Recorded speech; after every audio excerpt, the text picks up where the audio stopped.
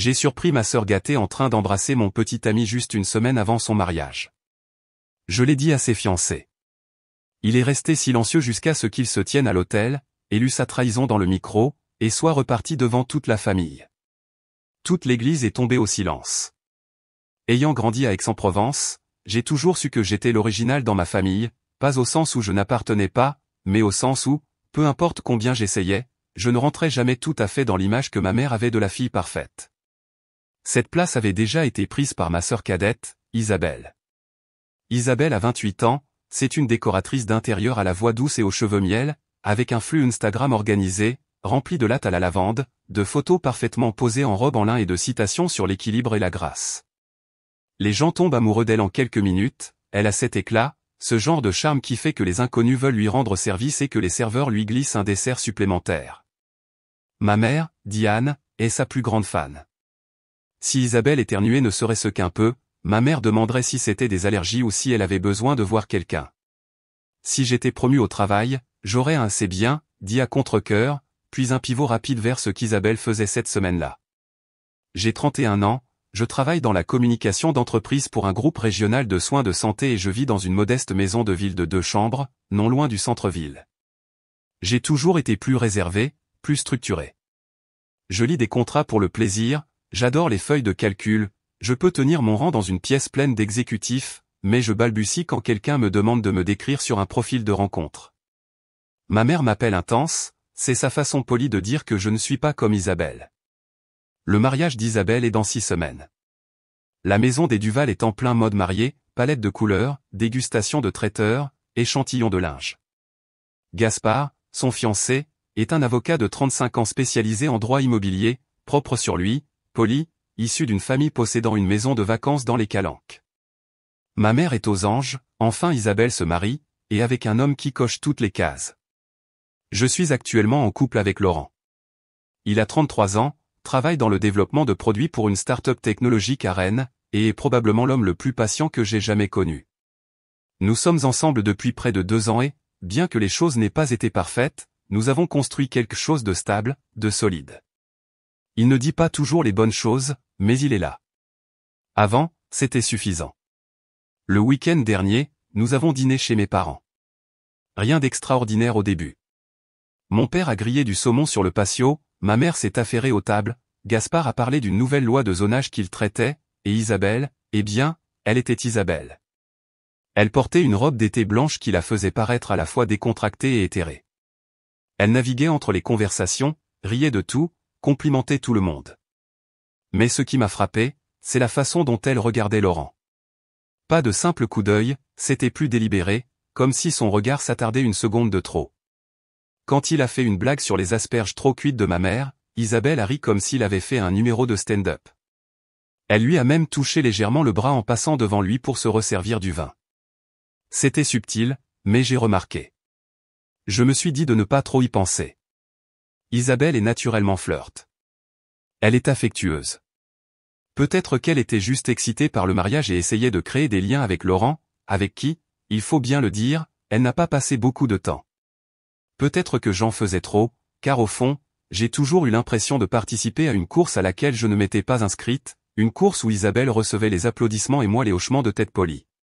Après le dîner, alors que nous nous disions au revoir, Isabelle a serré Laurent un peu plus longtemps que nécessaire, sa main est restée sur son dos pendant qu'elle lui souriait. Il semblait pris au dépourvu, mais lui a souri poliment. Quand ce fut mon tour de la serrer, elle m'a fait le même sourire doux qu'elle fait toujours, celui qui dit que tout va bien, que tout est parfait. Mais ça n'allait pas. Cette nuit-là, couché à côté de Laurent, je n'arrivais pas à me défaire de ce sentiment. Il faisait défiler son téléphone, écoutant à moitié pendant que j'essayais de lui parler de ce que j'avais remarqué. « Tu penses qu'Isabelle s'est comportée bizarrement ce soir ?» ai-je demandé doucement. Il a levé les yeux, perplexe. « Bizarre comment ?» Je ne sais pas, ai-je dit, juste trop affectueuse, comme la façon dont elle riait à tout ce que tu disais et comment elle n'arrêtait pas de te toucher le bras. Il a cligné des yeux puis a haussé les épaules. « Je pense que tu en fais trop. Elle est juste excitée. » C'est son mariage, m'a dit. Elle a toujours été comme ça. J'ai hoché la tête, essayant de me convaincre qu'il avait raison, mais quelque chose dans sa façon de rejeter mes préoccupations a tordu mon estomac. J'ai fixé le plafond longtemps après qu'il se soit endormi, me demandant pourquoi j'avais l'impression d'être devant une maison que je croyais mienne, à regarder quelqu'un d'autre prendre les clés. Le lendemain matin, j'ai essayé de laisser tomber. Je me suis plongé dans le travail, j'ai rejoint des réunions, écrit des communiqués de presse, répondu à des courriels. Mais chaque fois que mon téléphone vibrait et que je voyais un message dans le groupe familial, mon esprit revenait à la façon dont Isabelle regardait Laurent, à la façon dont ma mère la regardait avec admiration, à la façon dont je me sentais soudainement comme une étrangère dans ma propre histoire. Je n'avais aucune preuve de quoi que ce soit, juste un sentiment, un lent pressentiment que quelque chose n'allait pas. Et le pire, c'est que je n'étais pas sûr que quelqu'un me croirait, même si j'avais quelque chose. La seule personne à qui je pensais pouvoir parler sans être jugé était Émilie. Elle était ma meilleure amie depuis l'université, le genre de personne qui se souvient de petits détails de conversation d'il y a des années et qui n'hésite jamais à me remettre en place si je suis en spirale. Quand je l'ai appelée l'après-midi suivant et que je lui ai demandé si nous pouvions prendre un café, elle a dit qu'elle serait là dans 20 minutes. Nous nous sommes assises l'une en face de l'autre dans notre stand habituel chez le bistrot de la place, un petit café niché dans une rue calme près de la place de l'Horloge. J'ai remué mon latte glacé avec la paille en bois, regardant la glace s'entrechoquer contre les bords, essayant de trouver les bons mots. Émilie attendait, patiente mais perspicace. Je pense qu'Isabelle flirte avec Laurent, ai-je finalement dit, sans lever les yeux. Elle n'a pas répondu tout de suite. Quand j'ai levé les yeux, j'ai vu ses sourcils se froncer. Flirt comment? J'ai expliqué le dîner, la façon dont elle l'avait regardé, les touches sur le bras, le rire qui avait duré un peu trop longtemps. Émilie a écouté attentivement, hochant la tête de temps en temps, puis elle s'est penchée en arrière et a expiré. Tu sais, ça me rappelle un peu ce qui s'est passé avec Jérémy. Mon estomac s'est serré. Je n'y avais pas pensé depuis un moment. Tu y crois vraiment, ai-je demandé. Elle m'a regardé. M'a dit, il t'a ghosté 2 semaines après ce week-end chez tes parents, tu te souviens? Celui où Isabelle est soudainement devenue super amicale et a proposé de l'aider avec ses candidatures aux études supérieures. J'ai hoché la tête lentement. Jérémy était devenu distant après ça. Je n'ai jamais eu de réponse claire, juste le silence. À l'époque, je me suis dit que c'était juste un mauvais timing. Mais maintenant. Émilie a traversé la table et m'a serré la main. Écoute, je ne dis pas qu'elle le fait exprès, mais ce n'est pas la première fois que quelqu'un de proche de toi change soudainement quand Isabelle s'approche trop. J'ai rongé l'intérieur de ma joue. Je ne voulais pas penser que ma sœur, ma propre sœur, ferait une chose pareille à nouveau. Mais au fond, je savais qu'Émilie avait raison. Plus tard cette semaine-là, nous avons eu un petit rassemblement sur le lieu du mariage d'Isabelle et Gaspard. C'était censé être un après-midi léger pour choisir la musique de la cérémonie avec le groupe qu'ils avaient engagé. Juste la famille proche, Gaspard, Isabelle, et apparemment Laurent aussi. Nous sommes arrivés en même temps, et en entrant, Isabelle a rayonné et a passé son bras autour de Laurent comme si c'était la chose la plus naturelle du monde. Laurent, Dieu merci, tu es là, a-t-elle dit. Gaspard n'a pas pu venir à la dernière minute, alors je suis coincé à choisir tout ça toute seule. J'ai cligné des yeux. Attends, Gaspard ne vient pas? Isabelle a haussé les épaules. Quelque chose à propos d'une réunion de dernière minute à son cabinet. C'est bon, j'ai confiance en l'oreille de Laurent de toute façon. Elle l'a dit si légèrement, comme si l'opinion de Laurent comptait plus que celle de son fiancé. Laurent a ri maladroitement, mais n'a pas retiré son bras. À l'intérieur de la salle, pendant que les musiciens jouaient des extraits, Isabelle se tenait épaule contre épaule avec Laurent, se penchant occasionnellement pour lui murmurer quelque chose à l'oreille. Il a ri une fois, puis a regardé dans ma direction, comme s'il se souvenait que j'étais là. Je lui ai souri de manière forcée et me suis concentré sur le violoncelliste essayant un canon en ré. Ensuite, Isabelle a suggéré d'essayer les échantillons de gâteaux de mariage, puisque nous sommes tous là de toute façon. Elle a regardé directement Laurent. Tu as bon goût, veux-tu venir avec moi chez Pâtisserie Belle Étoile? Gaspard n'aime pas les sucreries. J'ai ouvert la bouche, sur le point de lui rappeler que j'existais aussi, mais Laurent m'a devancé. En fait, nous avons un dîner prévu avec ma sœur ce soir, n'est-ce pas, m'a dit. J'ai hoché la tête, mais j'ai pu sentir qu'il avait hésité juste une seconde. Isabelle a agité la main. Pas de souci, une autre fois. Puis elle a souri, mais il y avait quelque chose de tranchant derrière. J'ai ressenti un frisson malgré l'air d'été. Cette nuit-là, après le dîner, je n'ai pas pu retenir plus longtemps. Nous étions sur le canapé, Laurent regardait les meilleurs moments d'un match de football, moi assise rigidement à côté de lui. Tu penses qu'Isabelle est un peu déplacée à tes côtés? Il s'est tourné pour me regarder, confus. Qu'est-ce que tu veux dire? J'ai gardé mon ton aussi égal que possible. La façon dont elle te tient le bras, rit à tout, t'invite à faire des choses que Gaspard devrait faire. Ça semble juste bizarre. Laurent s'est passé une main dans les cheveux et a soupiré. M'a dit, tu es bizarre à ce sujet. Elle essaie juste de m'inclure. Je fais partie de la famille maintenant, en quelque sorte. N'est-ce pas ce que tu voulais? J'ai secoué la tête. Il y a une différence entre être amical et être flirt. Elle n'a même pas mentionné Gaspard aujourd'hui, et toi, tu ne l'as pas vraiment arrêté non plus. Il a froncé les sourcils. Je ne flirte pas en retour, si c'est ce que tu m'accuses de faire. J'essaie d'être gentil. Si je lui dis de reculer, ça devient un problème. Je l'ai regardé, ressentant une vive pointe de quelque chose que je ne pouvais nommer. La déception, peut-être, ou la peur.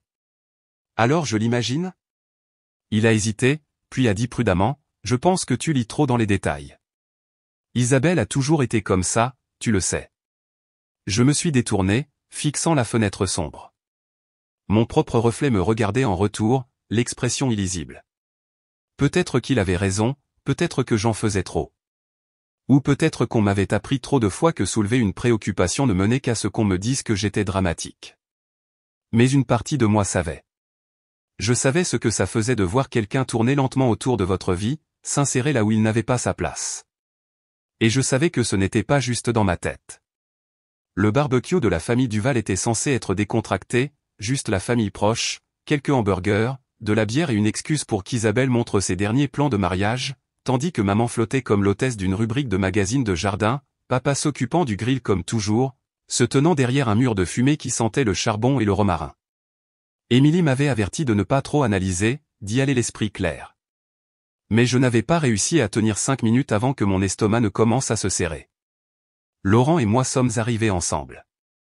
Il portait une de ces chemises polo ajustées qu'Isabelle complimentait toujours. Dès que nous avons franchi la porte, elle l'a repéré avec un large sourire.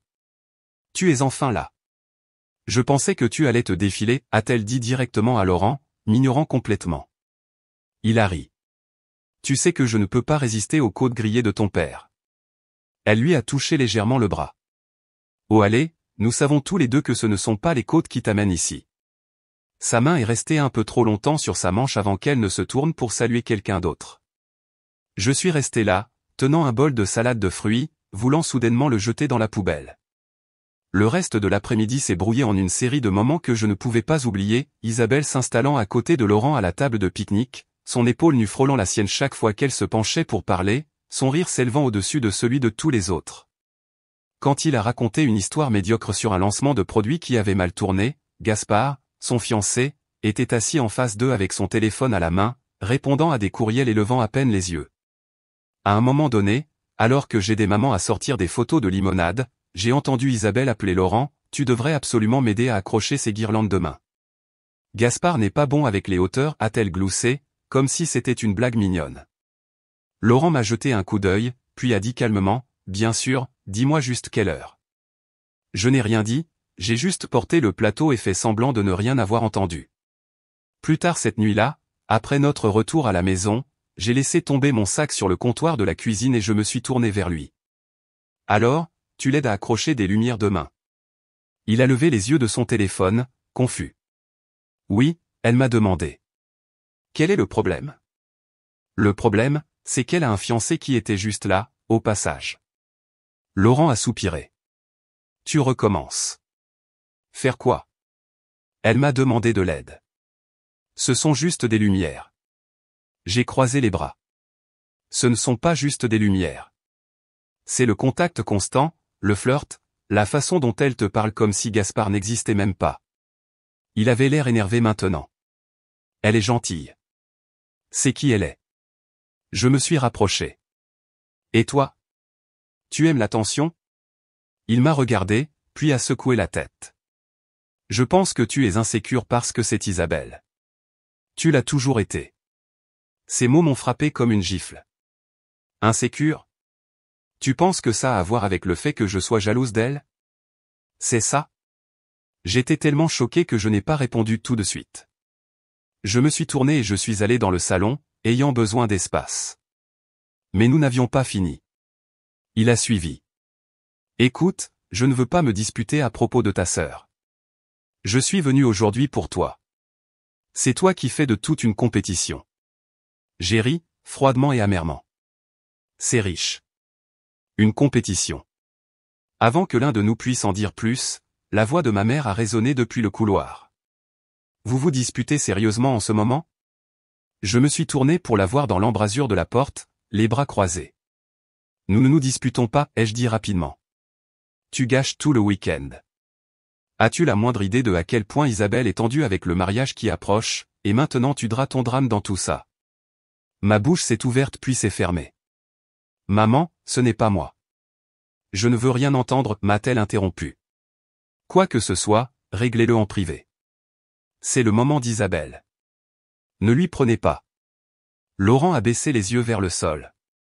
Je l'ai fixé, me suppliant de ne pas pleurer. Quand elle est partie, j'ai senti quelque chose s'effondrer en moi.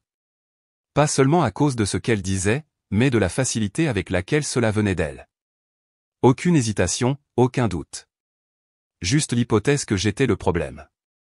Nous ne nous sommes pas parlé le reste de la nuit. Laurent s'est endormi tôt sur le canapé, prétendant être fatigué. Je suis resté éveillé dans le lit, fixant le plafond à nouveau, me demandant quand j'étais devenue une étrangère dans ma propre vie. Je n'arrêtais pas de rejouer le rire d'Isabelle, la façon dont sa main s'enroulait autour du coude de Laurent, la façon dont la voix de ma mère avait cette pointe de déception réservée juste pour moi. Je ne me suis jamais sentie plus seule, et plus certaine que j'étais la seule à vouloir appeler les choses par leur nom. L'air dans mon appartement ce matin-là semblait épais, comme si quelque chose d'indicible s'était installé dans les murs pendant la nuit. Je ne pouvais pas me concentrer sur le travail, je ne pouvais pas manger, je ne pouvais même pas me résoudre à répondre aux textos d'Émilie. Je n'arrêtais pas de rejouer chaque seconde du barbecue, les regards, les contacts, le silence de Laurent quand j'avais besoin qu'il intervienne, la dureté dans la voix de ma mère. Chaque élément pointait vers quelque chose que je ne voulais pas admettre. Je ne réagissais pas de manière excessive, on m'ignorait délibérément. Plus tard dans l'après-midi, j'ai reçu un appel de ma mère m'informant que ma tante Valérie était arrivée plus tôt de Montpellier. Je ne me souvenais même pas qu'elle venait. Elle restait dans la chambre d'amis pour quelques jours pour aider à la préparation du mariage. Malgré ma tempête d'émotions, j'ai toujours aimé Valérie. Elle était différente de ma mère, plus calme, plus réfléchie, moins focalisée sur les apparences. Pourtant, j'ai débattu si je devais même me présenter au dîner ce soir-là. Mais l'idée de ne pas venir aurait donné à Isabelle une autre occasion de murmurer que j'étais dramatique ou instable ou jalouse. Alors je suis venu. Le dîner était un rôti de bœuf et de la purée de pommes de terre à l'ail, et j'ai à peine goûté quoi que ce soit. Je me suis assise à côté de Valérie à la longue table sur le patio, en face de Laurent et Isabelle, qui s'étaient naturellement arrangés côte à côte. Isabelle portait une robe bleu pâle flottante, sans doute choisie pour paraître sans effort. Chaque fois que Laurent disait quelque chose, elle rejetait la tête en arrière en riant. Ma mère ne sourcillait pas. Mon père, comme d'habitude, restait silencieux et resservait les boissons. Gaspard n'était pas là, apparemment il avait une réunion à Lyon. Valérie n'a pas beaucoup parlé pendant le repas, mais je pouvais sentir qu'elle me regardait. Ses yeux suivaient les mêmes petits détails que les miens, les coups d'épaule désinvoltes d'Isabelle, la façon dont ses doigts effleuraient le poignet de Laurent lorsqu'elle lui tendait une serviette. Je gardais mon expression neutre, mais à l'intérieur, je brûlais. Après le dîner, pendant que tout le monde se rassemblait dans le salon pour débattre des faveurs de mariage, Valérie s'est attardée en cuisine avec moi pendant que je débarrassais la vaisselle. La pièce était silencieuse, à l'exception du doux tintement des assiettes dans l'évier et du bourdonnement lointain de la voix d'Isabelle flottant de l'autre pièce. Valérie séchait un saladier quand elle a finalement parlé. « Puis-je te demander quelque chose ?» J'ai jeté un coup d'œil à elle. « Bien sûr. » Elle m'a regardé directement, son ton prudent. « Est-ce qu'Isabelle a toujours été aussi directe avec tes petits amis ?» Mes mains se sont arrêtées dans l'eau savonneuse. J'ai fixé le robinet pendant un moment avant de répondre. « Tu l'as remarqué aussi. » Valérie a hoché lentement la tête. Ça fait 24 heures que je suis là et j'en ai vu assez pour me sentir mal à l'aise. Elle agit comme si Laurent était à elle et personne dans cette pièce ne semble trouver ça bizarre. Une vague de soulagement m'a envahi. Je n'étais pas seul. Je n'imaginais pas. Quelqu'un d'autre l'avait vu, quelqu'un qui n'était pas obscurci par des années de favoritisme ou de délires familiaux. J'ai essayé d'en parler à maman, ai-je dit doucement. Elle me repousse, dit que je suis sensible. Ça se comprend, a murmuré Valérie. Ta mère a toujours eu des œillères quand il s'agit d'Isabelle. Je me suis tourné vers elle. Valérie, je suis folle ou il se passe quelque chose? Elle m'a regardé avec un regard plein de plus que de la simple sympathie. C'était un regard de connivence, et pour la première fois depuis des jours, je me suis senti comme si quelqu'un était de mon côté. Tu n'es pas folle, et ce n'est pas seulement ça, a-t-elle dit. Isabelle a un schéma. Elle a posé le bol et s'est appuyée contre le comptoir. Quand elle était à l'université, je lui ai donné une chance de m'aider avec une proposition de rénovation sur laquelle je travaillais. Un de mes clients, une librairie indépendante du centre-ville, voulait une refonte. J'ai pensé que ce serait une bonne expérience pour Isabelle de participer, peut-être d'observer quelques réunions. Qu'est-il arrivé? Elle a envoyé au client son propre concept de design, dans mon dos. Elle ne me l'a jamais soumis, ne m'a jamais rien dit, elle a juste utilisé mon nom.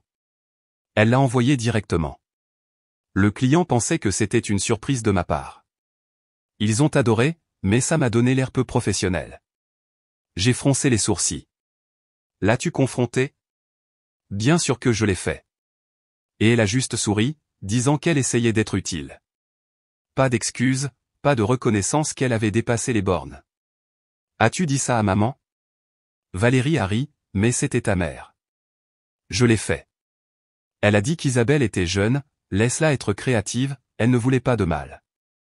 Laisse-la être créative, laisse-la flirter, laisse-la prendre, laisse-la mentir, laisse-la être adorée. Toujours. Valérie a posé une main doucement sur mon épaule. Écoute, m'a dit, j'ai vu comment tu te mets en second plan pour maintenir la paix. Mais tu n'as pas tort ici. Je vois ça clairement comme le jour, et je suis désolé qu'il m'ait fallu si longtemps pour dire quelque chose. Ma gorge s'est serrée. Merci, ai-je murmuré. Ça compte plus que tu ne le sais. Nous sommes restés en silence quelques instants, respirant simplement le calme. Puis elle a dit, veux-tu mon honnête conseil? S'il te plaît. Documente tout. Tout. Garde les textos, écris ce que tu vois. Pas pour te venger, mais parce que si ça dégénère, et je pense que ça va, tu devras te souvenir que ta mémoire n'est pas brisée. Tu n'es pas hystérique, tu vois clairement. J'ai hoché la tête lentement, submergée mais reconnaissante. Je me suis senti comme si quelqu'un venait de me donner une lampe de poche dans un couloir sombre où j'avais trébuché toute seule. Pendant que nous finissions de nettoyer, Isabelle est entrée dans la cuisine, les cheveux légèrement ébouriffés, les joues rougies par le vin. Oh mon Dieu, Valérie, tu devrais aider avec les centres de table. Tu as un si bon goût. Valérie s'est tournée, a souri poliment. Je pense que tu as déjà assez d'aide. Le sourire qu'Isabelle a renvoyé était serré, presque confus. Je suis restée silencieuse, observant leur échange comme une spectatrice à un match de tennis. Il y avait quelque chose dans les yeux d'Isabelle que je n'avais pas vu auparavant, un éclair de lassitude. Peut-être que pour la première fois, elle s'est rendue compte qu'elle n'était pas applaudie de tous les côtés. Et peut-être que pour la première fois, je ne me suis pas senti si seul. La semaine précédant le mariage d'Isabelle a été un tourbillon d'appels téléphoniques, de livraisons, d'essayages et de changements de dernière minute. Tout le monde bourdonnait autour d'elle comme des satellites orbitant autour d'une étoile parfaite. J'ai essayé de rester à l'écart autant que possible, me présentant quand on me le demandait, souriant quand c'était attendu. Valérie m'avait proposé de sortir prendre un verre, juste pour me donner une heure de répit, et j'ai été tenté, mais je ne voulais pas donner à ma mère plus de munitions pour prétendre que je n'étais pas solidaire. Ce vendredi-là, je me suis souvenu de quelque chose de petit mais d'important. Lors du dernier barbecue, j'avais enlevé mon collier, le médaillon de ma grand-mère, et l'avais laissé dans une petite boîte dans le hangar à l'arrière. C'était la seule chose d'elle que j'avais encore. Je savais que je devais le récupérer avant que le chaos du mariage n'engloutisse la maison. Tout le monde était censé être sorti. Ma mère m'avait dit qu'elle et Isabelle passaient l'après-midi au spa, et mon père faisait des courses pour le traiteur. J'ai pensé que c'était le moment idéal pour me glisser, attraper le collier et partir sans être remarqué. Je me suis garé sur le trottoir, et attrapé mes clés de mon sac et ai marché le long du côté de la maison vers l'arrière-cour. Le soleil était chaud mais pas oppressant, l'herbe fraîchement coupée. Je me déplaçais rapidement, familière avec chaque pas craquant sur le chemin en bois menant au hangar, niché derrière le jardin. En contournant le virage près du coin couvert de treillage, je me suis arrêté. Il y avait du mouvement. Je me suis arrêté, le corps se refroidissant. Des voix étouffées filtraient à travers l'air, basses, haletantes, puis j'ai entendu un rire, doux, proche, familier. J'ai fait un pas en avant, regardant à travers les hautets. Mes yeux se sont plissés et c'est là que je les ai vus. Laurent, Isabelle. Ils étaient pressés contre le mur latéral du hangar, à moitié cachés par le lierre grimpant. Les mains de Laurent étaient emmêlées dans les cheveux d'Isabelle, ses jambes étaient étroitement enroulées autour de sa taille, sa robe retroussée à ses cuisses. Une de ses mains était sous sa chemise. Leur bouche était scellée d'une manière qui ne laissait rien à l'imagination. Je ne pouvais pas respirer. Mes pieds semblaient cimentés au sol. L'air est devenu immobile, comme si la terre elle-même s'était arrêtée pour enregistrer ce qui se passait. Ma vision s'est brouillée, pas de larmes où elle n'était même pas encore venue mais de quelque chose de plus profond, de plus lourd, un démantèlement complet. Mon corps a réagi avant mon cerveau. Qu'est-ce que c'est que ça? Ma voix s'est craquée, mais elle était assez vive pour percer leur brouillard. Ils se sont séparés comme s'ils avaient reçu une électrocution. Isabelle a titubé, ajustant sa robe. Le visage de Laurent est devenu blanc fantomatique, sa chemise était froissée, son expression vide. M'a dit, Laurent a fait un pas en avant, bégayant. Ce n'est pas ce que tu penses. Ne. J'ai levé une main, paume en avant, comme si je pouvais physiquement empêcher les mots de m'atteindre. Les lèvres d'Isabelle tremblaient, ses mains papillonnaient sur ses côtés comme si elle ne savait pas quoi en faire. Sa voix était déjà prise dans des sanglots. M'a dit, je suis tellement désolé. S'il te plaît, laisse-moi expliquer. Ça suffit. Je ne pouvais pas l'entendre, je ne voulais pas. J'ai fait un pas en arrière, puis un autre. Ma respiration était superficielle, mes mains tremblaient si fort que je pensais faire tomber mon sac. Combien de temps, ai-je demandé, ma voix creuse. Aucun d'eux n'a répondu. Vous m'avez menti tout ce temps, ai-je dit. Tu te tenais devant notre famille, dans la maison de mes parents, et tu? Je ne pouvais pas finir. Laurent a essayé encore. Nous ne voulions pas que ça arrive. Ça c'est juste, ça c'est compliqué. Compliqué? J'ai ri, ou peut-être que j'ai suffoqué, je ne suis pas sûr de ce qui s'est passé.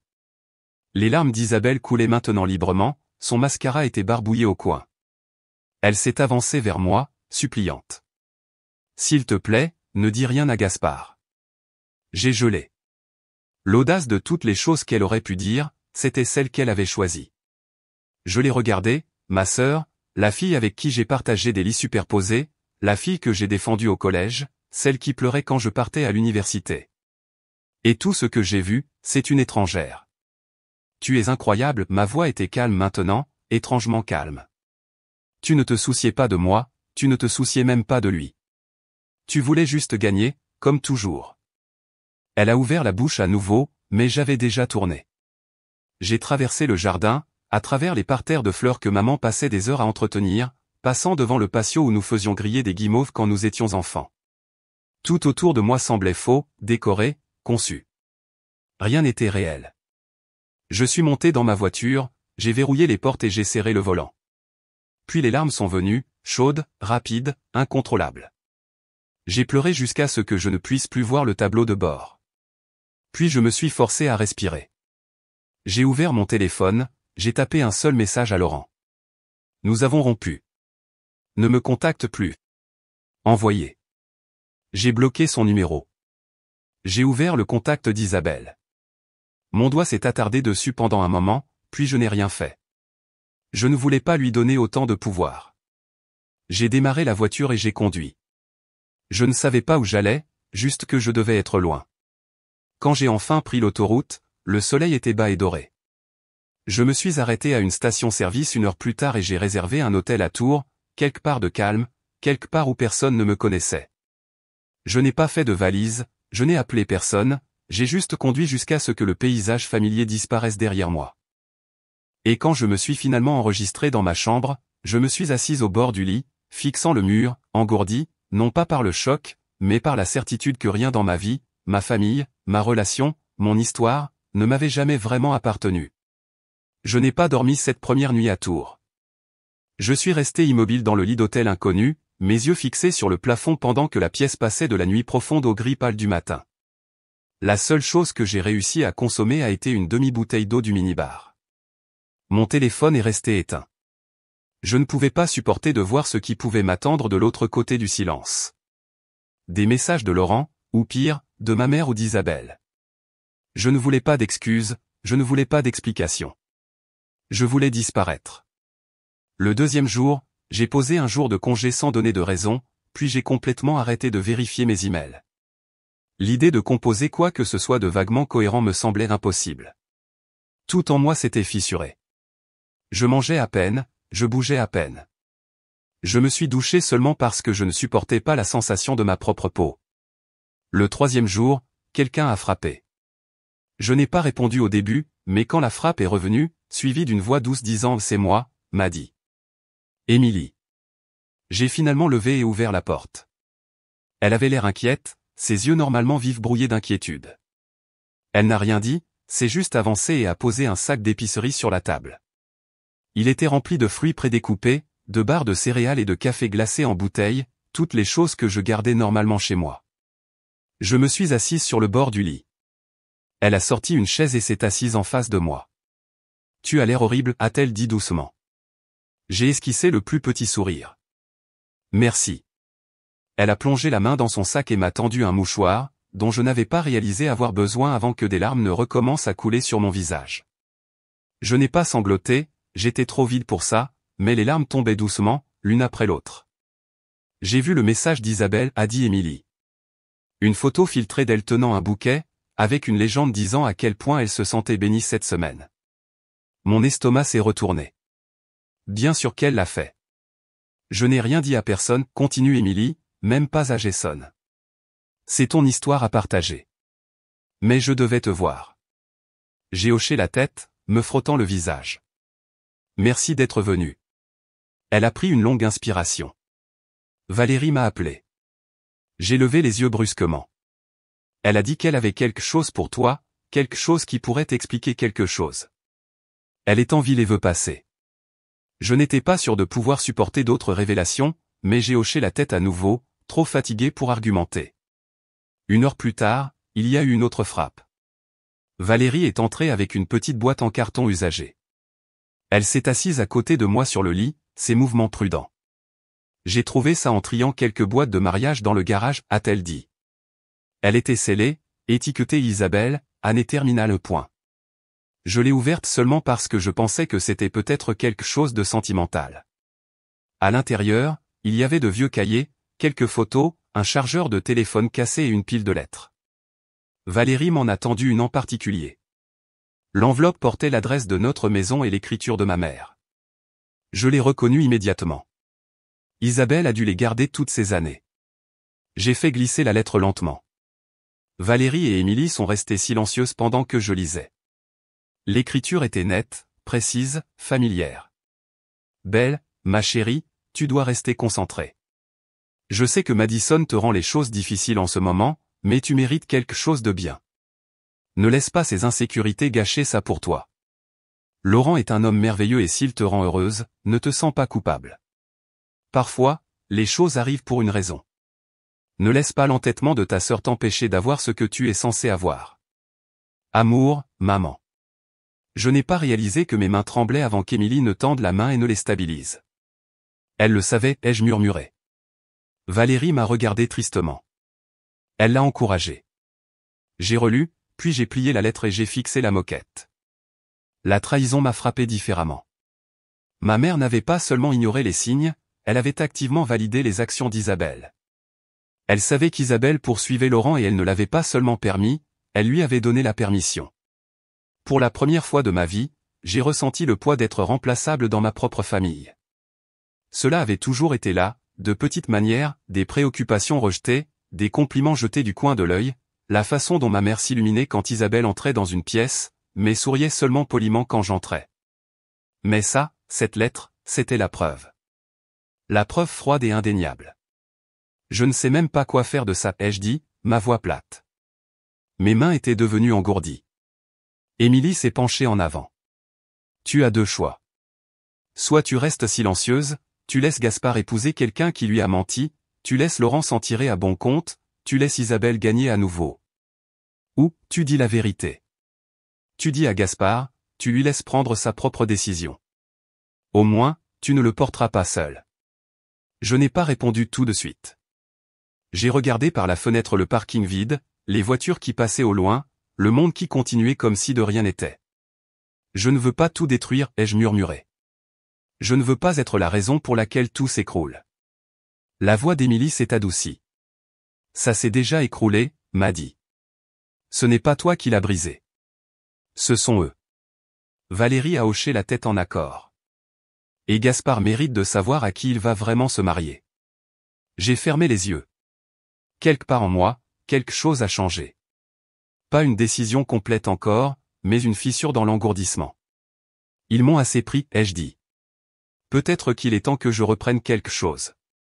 J'ai attendu jusqu'au lendemain matin pour appeler Gaspard. Mes mains tremblaient pendant que je tapais son numéro, mon doigt planant pendant plusieurs minutes avant d'appuyer sur le bouton d'appel. Quand il a décroché, sa voix était calme, polie, mais je pouvais entendre la tension en dessous. Il semblait fatigué. Et, c'est Madison, ai-je dit, déjà prête à ce qu'il raccroche. Il y a eu une pause, puis il a dit doucement, je me demandais si j'allais avoir de tes nouvelles. Serais-tu d'accord pour te rencontrer, ai-je demandé. Juste parler en personne, s'il te plaît. Une autre pause. Oui, d'accord. Nomme l'endroit. Nous avons convenu d'un petit café juste à l'extérieur du centre-ville de Tours, territoire neutre, calme, le genre d'endroit où les conversations sérieuses ne semblaient pas aussi écrasantes. Je suis arrivé en avance, j'ai commandé un thé que je n'ai pas touché et j'ai regardé chaque voiture qui entrait dans le parking, comme si elle allait exploser. Gaspard est entré 10 minutes plus tard. Il avait l'air aussi composé que jamais, veste cintrée, expression calme, mais il y avait une tension dans ses épaules que je n'avais jamais vue auparavant. Quand il s'est assis en face de moi, j'ai eu du mal à croiser son regard. Merci d'être venu, ai-je dit doucement. Il a hoché la tête, joignant ses mains sur la table. Tu as dit que tu voulais parler. J'ai pris une respiration et j'ai commencé. Je lui ai tout raconté, depuis le premier moment où j'ai remarqué qu'Isabelle se comportait étrangement avec Laurent, jusqu'à la nuit où je les ai vus derrière le hangar. Je lui ai parlé de la lettre de ma mère, de la façon dont elle avait encouragé Isabelle, de la façon dont Laurent m'avait menti à plusieurs reprises. Je lui ai parlé de la façon dont tout le monde autour de moi me donnait l'impression d'être le problème, jusqu'à ce que la vérité me frappe dans la poitrine.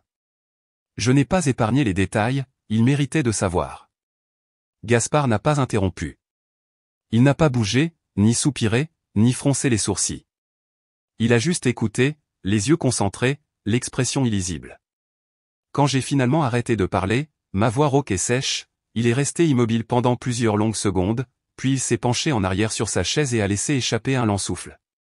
Je pensais que quelque chose se passait, a-t-il dit presque à lui-même. Tu le faisais, oui. Isabelle a changé il y a environ 4 mois, elle est devenue distante, dédaigneuse. Elle a arrêté de répondre rapidement à mes appels, évité de me regarder quand nous étions avec sa famille. Et la conversation sur le contrat prénuptial. Il a donné un petit rire amer.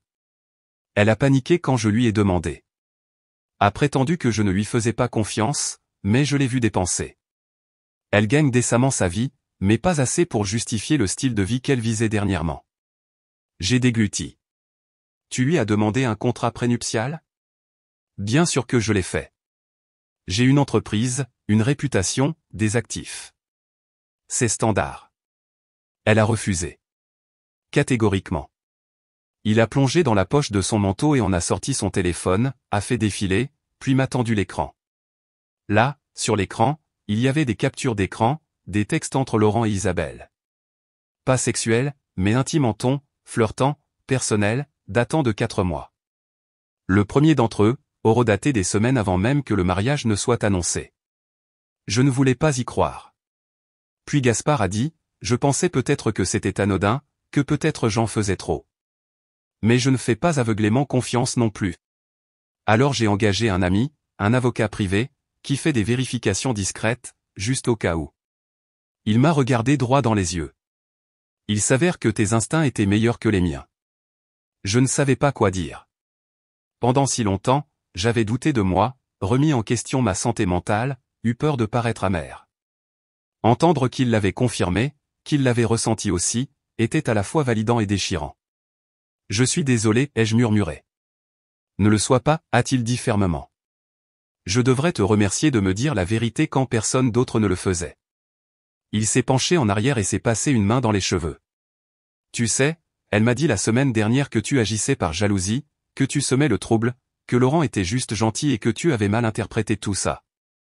J'ai failli la croire. J'ai fixé la table. C'est ce qu'elle fait, ai-je dit. Elle fait tourner l'histoire juste assez pour qu'elle lui soit favorable, de sorte que si tu la remets en question, c'est toi qui as l'air fou. Il a hoché la tête lentement. Je ne sais pas encore ce que je vais faire, a-t-il dit, mais je ne vais pas me marier dans un mensonge. J'ai travaillé trop dur pour ça. Nous sommes restés en silence un moment, le poids de tout cela pesant sur nous comme du brouillard. Je n'ai besoin de rien de ta part, ai-je finalement dit. Je ne t'ai pas dit ça pour que tu prennes mon parti. Je voulais juste que tu ne te lances pas dans quelque chose que tu n'as pas choisi. Gaspard m'a regardé un long moment, puis a offert un sourire silencieux, presque las.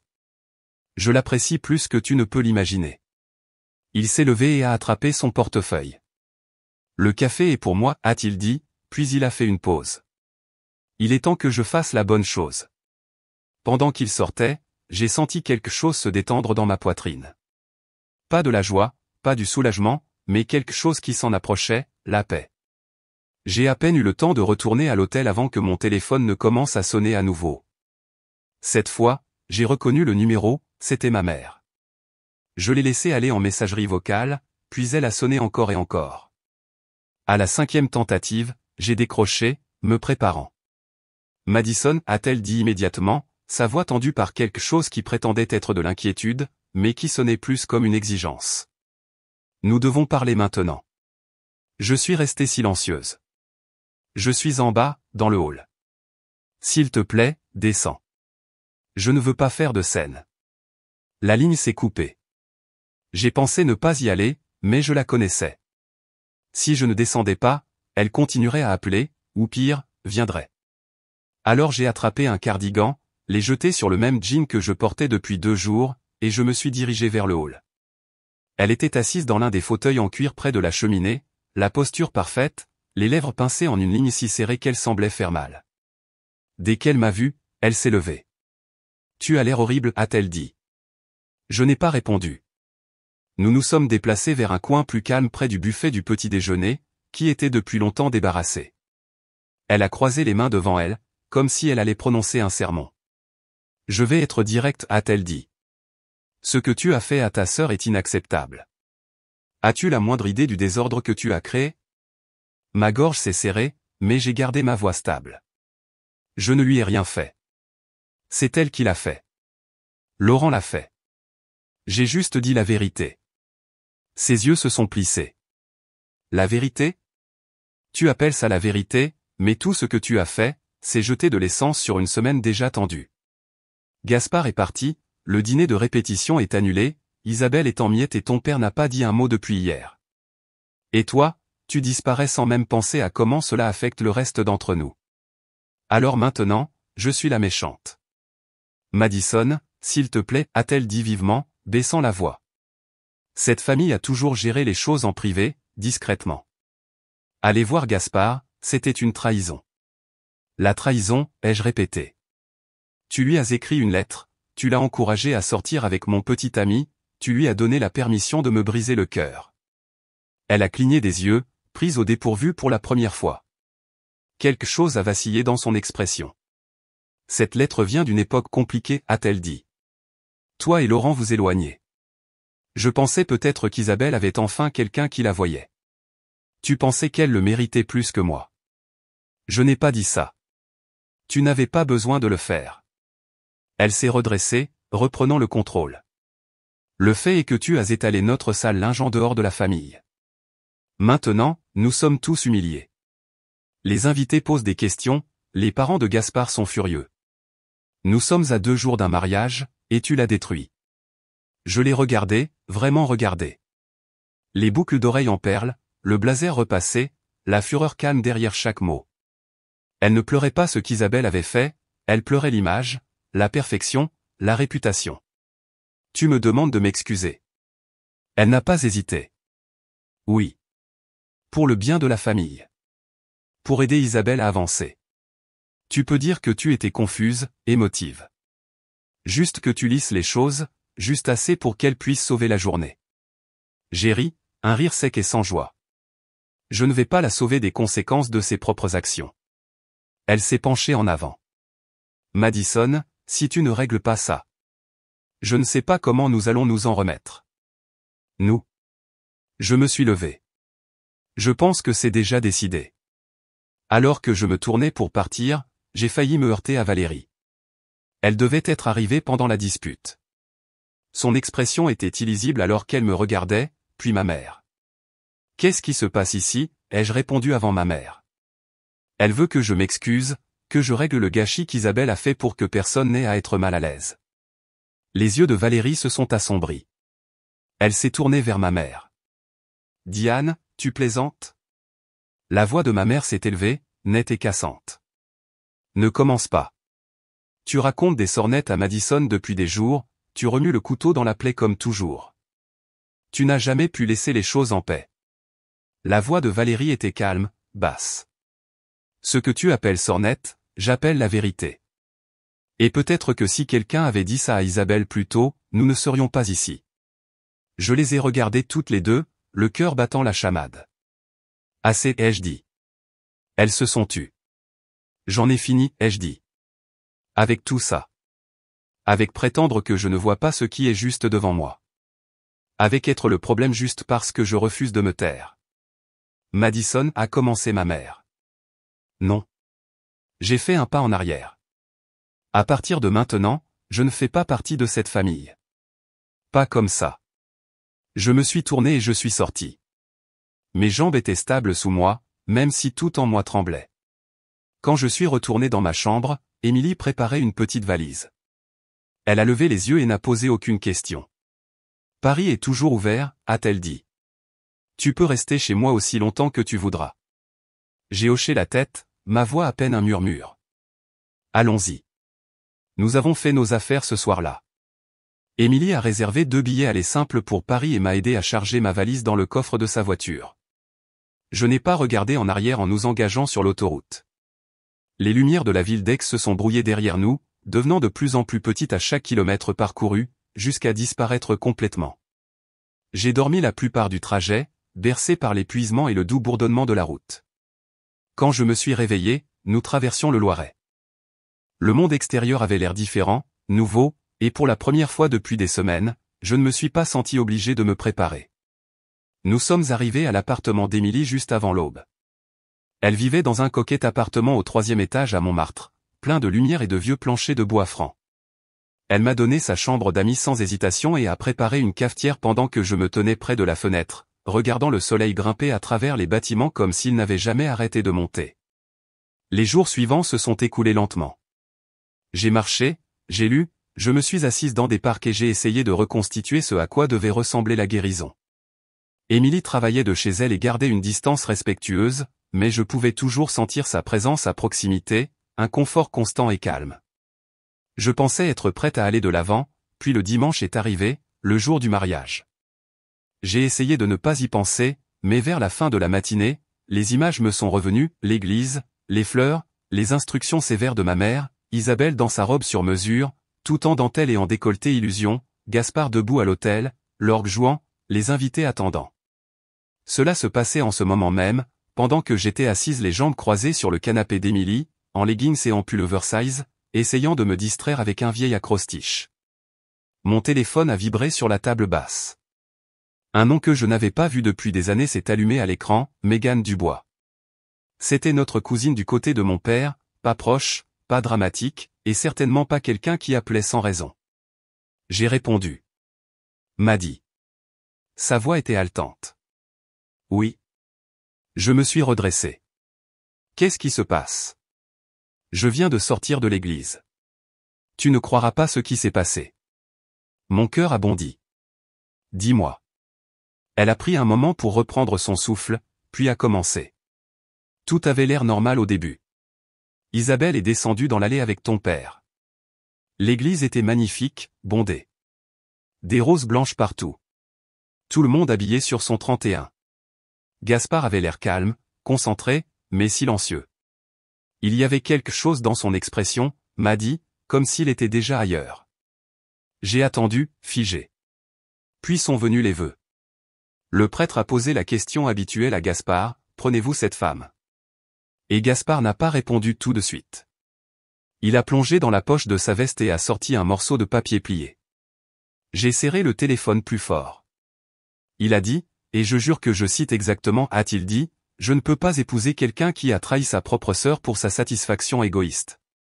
Juste comme ça, dans le microphone, assez fort pour que tout le monde l'entende. Tout l'endroit est devenu mort silencieux. Même le prêtre avait l'air stupéfait. J'ai pressé ma main sur ma bouche. Il a continué, a dit Mégane. Il a dit qu'il soupçonnait les choses depuis des mois, qu'Isabelle lui avait menti, qu'elle avait refusé de signer le contrat prénuptial, pas parce qu'elle était blessée, mais parce qu'elle avait quelque chose à cacher. Et puis il a sorti le contrat prénuptial, l'a brandi, a dit que ce n'était jamais une question d'argent, c'était une question de confiance, et que tu avais échoué avant même que le mariage ne commence. Ma poitrine s'est resserrée. Qu'est-ce qu'Isabelle a fait? Elle s'est effondrée. Plein sanglots, haletant. Ta mère a essayé de se lever, mais elle avait l'air de ne pas pouvoir y croire. Et puis Gaspard a regardé tout le monde, a replié le contrat prénuptial dans son manteau et a dit, je ne donnerai pas mon nom à quelqu'un qui ment aux gens qui lui sont les plus proches. Il est parti tout droit dans l'allée, sans musique, sans pause, il est juste parti. Les gens murmuraient, certains se levaient, d'autres ne savaient pas quoi faire. Je pense que la moitié des invités ne comprennent toujours pas ce qui s'est passé. Mégane a marqué une pause, puis a ajouté doucement, ils savent maintenant, m'a dit. Même si personne ne le dit. Ils savent pour Isabelle, pour Laurent, pour tout ça. Je me suis assise dans un silence stupéfait, fixant l'écran de télévision vide de l'autre côté de la pièce. Merci, ai-je finalement dit. Tu mérites de le savoir, a répondu Mégane. Et pour ce que ça vaut, je pense qu'il a fait la bonne chose. Nous avons raccroché après ça. Je me suis appuyée sur le canapé, mon corps soudainement lourd.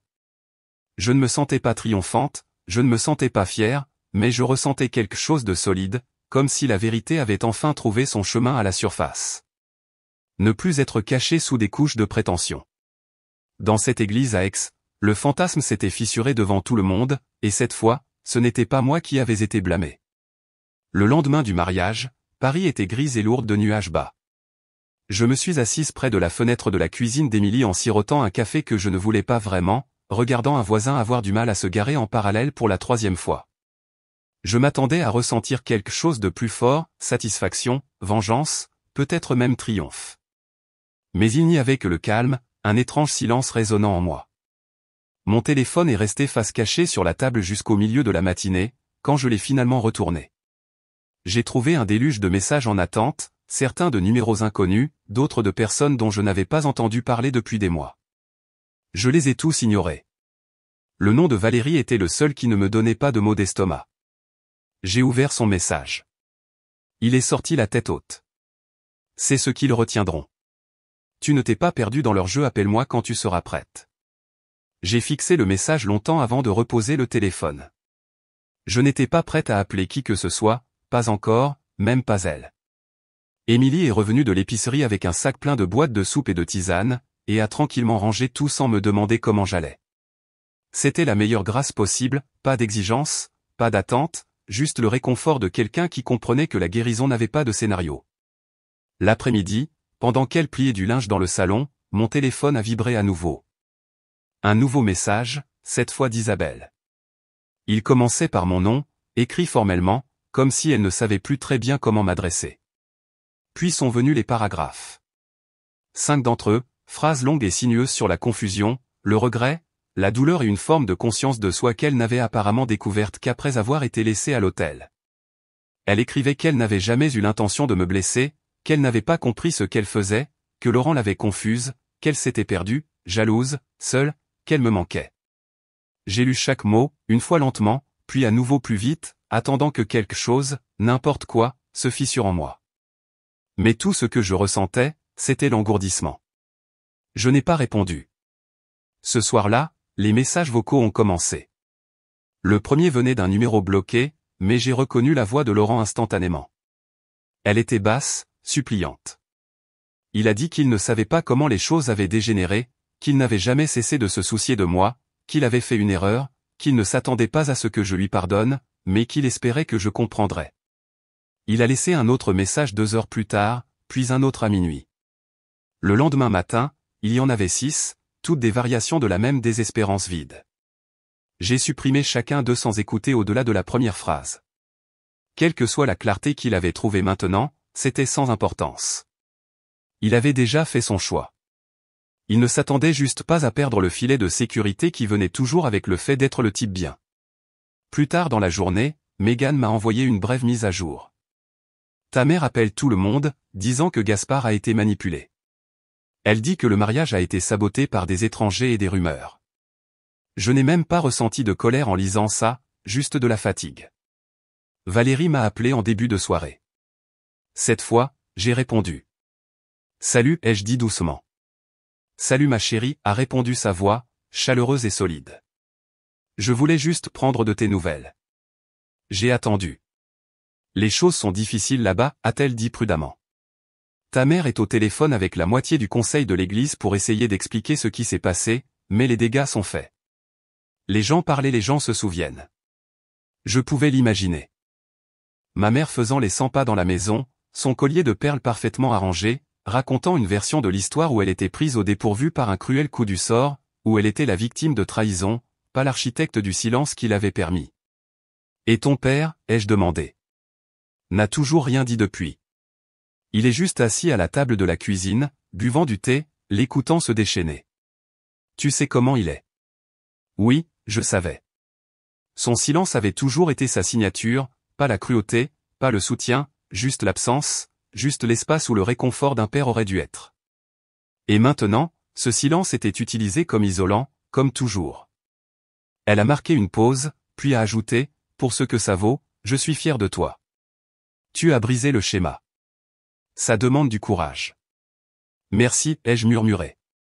Après l'appel, je suis sorti me promener le long de la Seine. C'était en début de soirée, et la brise portait l'odeur de l'eau et de la fumée de cigarettes légères des joggeurs voisins. J'ai regardé les ondulations se déplacer à la surface, régulières et lentes. J'ai respiré profondément, et pour la première fois depuis ce qui semblait être une éternité, je n'ai pas ressenti le poids de la culpabilité ou de la confusion sur ma poitrine. Je n'étais pas guérie, pas encore, mais j'étais plus légère. Ce soir-là, je me suis assise dans le salon d'Émilie, les jambes repliées sous moi, une couverture sur les épaules, et j'ai écrit une seule phrase dans mon carnet. Je ne suis pas responsable des gens qui ont choisi de me blesser.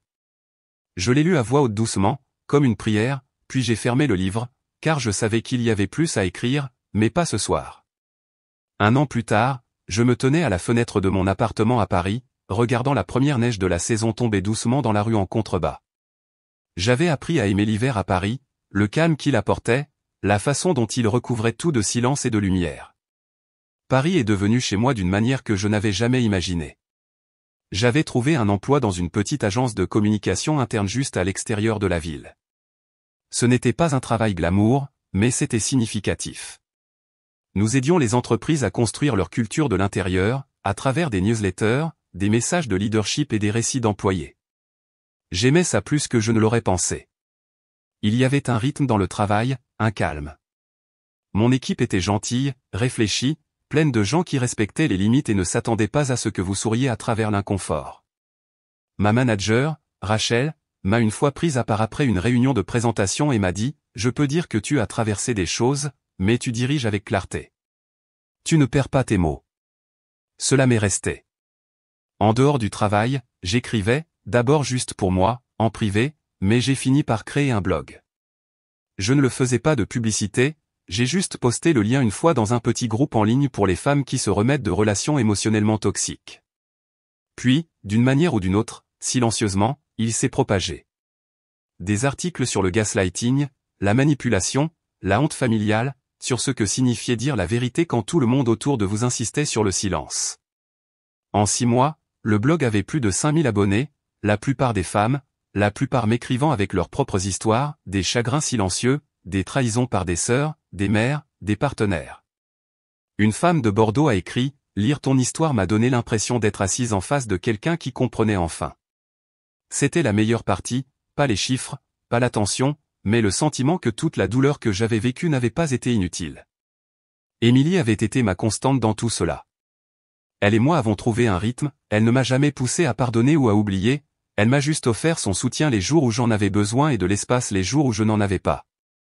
Vers février, j'ai appris qu'Isabelle avait demandé le divorce. Mégane m'a envoyé la mise à jour dans un bref courriel. 3 mois après le désastre du mariage, Isabelle et Laurent avaient essayé de faire fonctionner les choses. Ils avaient emménagé dans un condo près de chez mes parents, mais selon Mégane, cela s'était rapidement défait. Isabelle accusait Laurent de distance émotionnelle, Laurent avait apparemment une tendance à disparaître pendant des heures sans explication. On dirait qu'ils ont découvert que la trahison ne construit pas une base solide, a écrit Mégane. Je n'ai pas répondu, mais j'ai sauvegardé le courriel. Gaspard avait déménagé à Lyon, recommencé à zéro. D'après ce que j'ai entendu d'anciennes connaissances, il avait changé de cabinet, rejoint une division à but non lucratif, arrêté de participer aux fêtes de famille. Pour autant que je sache, il n'avait plus parlé à personne de ma famille depuis le jour où il était parti de l'église. Une partie de moi espérait qu'il prospérait, une autre partie savait que je ne le reverrais jamais, et c'était bien. Mes parents ne m'ont pas contacté pendant des mois. Je ne m'attendais pas à ce qu'ils le fassent. Je pense qu'ils attendaient que la poussière retombe, que le temps réécrive le récit en quelque chose de plus confortable pour eux à retenir. Puis, en octobre, une lettre est arrivée. Elle est arrivée dans une enveloppe rose pâle, mon nom écrit dans l'élégante écriture de ma mère. Pas d'adresse de retour, juste une seule feuille de papier pliée en 3. Elle disait « Madison, je ne sais pas par où commencer. Je ne sais pas quoi dire qui ne sonne pas creux, mais je suis désolé. Je suis désolé de la façon dont les choses se sont passées. Je suis désolé pour la distance. Je suis désolé si je t'ai jamais fait sentir invisible. J'aimerais avoir fait les choses différemment.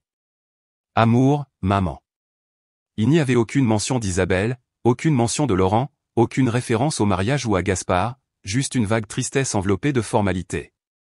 J'ai tenu la lettre longtemps, réfléchi à ce qu'elle signifiait, si elle était sincère ou performative, si elle essayait de réparer quelque chose ou simplement de soulager sa propre culpabilité. Je l'ai refermée et l'ai placée dans le tiroir du bas de mon bureau. Je n'ai pas répondu, non pas parce que j'étais en colère, mais parce que je n'avais plus besoin qu'elle valide mon histoire. J'avais trouvé la paix sans elle. Plus tard cette semaine-là, j'ai posté une nouvelle entrée de blog sur les excuses, sur la façon dont elles arrivent parfois trop tard, et que ce n'est pas toujours une tragédie, sur la façon dont la guérison ne nécessite pas un nœud de ruban bien fait à la fin, elle nécessite juste la vérité et le choix, et la force de vivre en accord avec les deux. Ce soir-là, je me suis assise sur mon balcon, enveloppé dans une épaisse couverture, le vent froid sur mes joues, et j'ai regardé les lumières de la ville. J'étais seul, mais je n'étais pas solitaire. Je vivais ma vie selon mes propres termes, et c'était plus que suffisant. 3 semaines avant Thanksgiving, une enveloppe crème est arrivée dans ma boîte aux lettres. L'écriture sur le devant était familière, courbée et soignée. C'était de tante Margot, la sœur aînée de ma mère. À l'intérieur se trouvait une invitation de mariage pour sa plus jeune fille, Chloé. La cérémonie aurait lieu dans un vignoble à l'extérieur d'Aix, un vaste domaine niché dans les Alpilles. Toute la famille Duval serait là. J'ai tenu l'invitation longtemps, la retournant entre mes mains.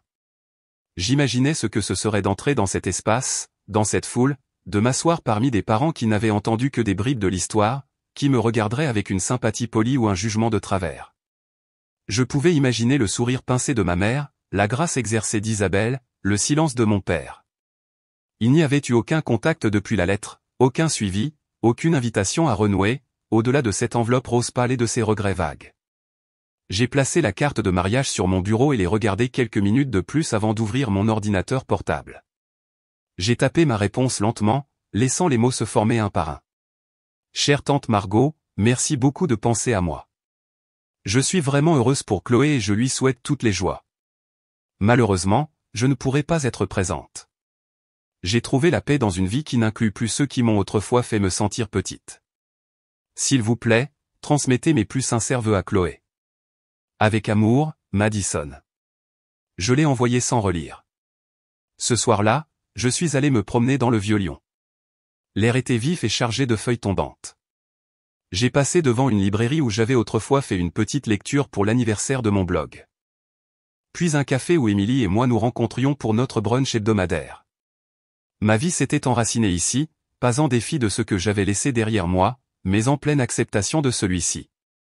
Il y avait des moments où le chagrin me frôlait encore, doux et inattendu, une chanson qui me rappelait un voyage d'enfance au lac, l'odeur du parfum préféré de ma mère sur un étranger qui passait, mais ils ne me coupaient plus. Ils allaient et venaient comme les marées. Je ne me battais plus. Un après-midi, en décembre, je me suis retrouvé à réorganiser ma bibliothèque et j'ai trouvé le carnet que j'avais commencé dans les semaines suivant le mariage. À l'intérieur, entre les pages remplies d'aveux bruts et d'espoirs timides, j'ai trouvé la vieille lettre de ma mère, pliée soigneusement, les bords usés. Je l'ai relue une fois de plus. Je suis désolé si je t'ai jamais fait sentir invisible. J'ai fermé la lettre, l'ai repliée et l'ai glissée tout au fond du tiroir, non pas comme un rejet, non pas comme un mot final, mais juste comme un endroit où elle pouvait rester, ne pesant plus sur moi. Au printemps, le blog était devenu une petite communauté méconstante. J'ai commencé à organiser des cercles virtuels mensuels où des femmes de tout le pays partageaient leurs histoires, des histoires d'être gaslightées par des partenaires, de familles qui choisissaient l'enfant le plus facile, de mères qui refusaient de les voir. Et lentement, j'ai aussi commencé à parler davantage, non seulement à écrire, mais à parler, à utiliser ma voix de manière que j'avais autrefois jugée impossible. Un soir, après une longue session, je me tenais sur le balcon de mon appartement, enveloppé dans un châle épais, regardant le soleil se coucher derrière les toits. La lumière se déversait, rose et dorée, sur l'horizon, projetant de longues ombres et adoucissant tout ce qu'elle touchait. J'ai pensé à Isabelle, à ce qui aurait pu être si elle avait fait un autre choix. J'ai pensé à Laurent, au vide dans son dernier message vocal. J'ai pensé à ma mère, assise dans sa maison silencieuse avec ses attentes en porcelaine et ses silences soigneusement répétés. Et je les ai laissés partir. J'ai pardonné, non pas parce qu'ils l'avaient mérité, non pas parce qu'ils avaient changé, mais parce que j'avais appris que le pardon n'est pas une porte que l'on ouvre pour quelqu'un d'autre, c'est celle par laquelle on passe pour pouvoir quitter la maison de la douleur. J'ai fermé les yeux, pris une profonde inspiration et j'ai murmuré les mots que je n'avais jamais osé dire à voix haute, je te pardonne. Mais je n'oublie pas. Et je ne reviens pas. Merci de m'avoir accompagné dans ce voyage. Si vous vous êtes déjà senti invisible ou si vous avez douté de votre propre vérité parce que quelqu'un d'autre l'appelait dérangeante, vous n'êtes pas seul. Je vous vois. Je vous crois. Et si vous avez une histoire comme la mienne, j'espère que vous la partagerez. Suivez cette chaîne pour plus d'histoires réelles qui nous rappellent que nous sommes plus fortes que nous ne le pensons. Vous n'êtes plus seul.